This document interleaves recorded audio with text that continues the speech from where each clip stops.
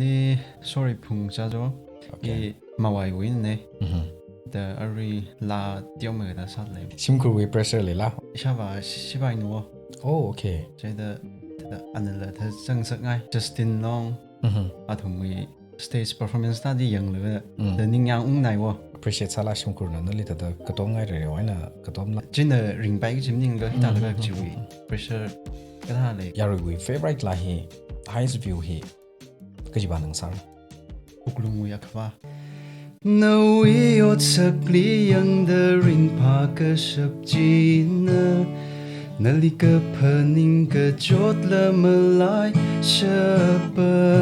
no we chang la ka hayuk lung china nali lay ka shi wi wang ko mina ili ka masha shawo asam posko dia ji ana lishlagi na kami nane asui skila samya kim tham ne mi ai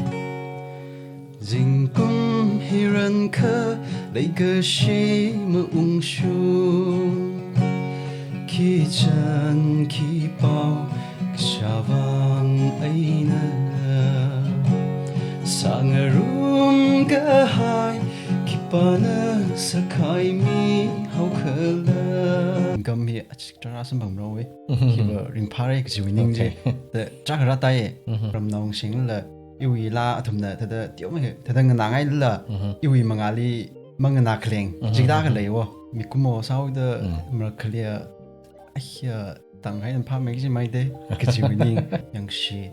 the mak tong mai ki sok lek chang thada jigda wining the chak lewe jigda iwa more mak le varen dang da mi chak yang shin le le ka ba ithum thada kyon mang ta sai le chik tha wi phaninga ga sia saum ne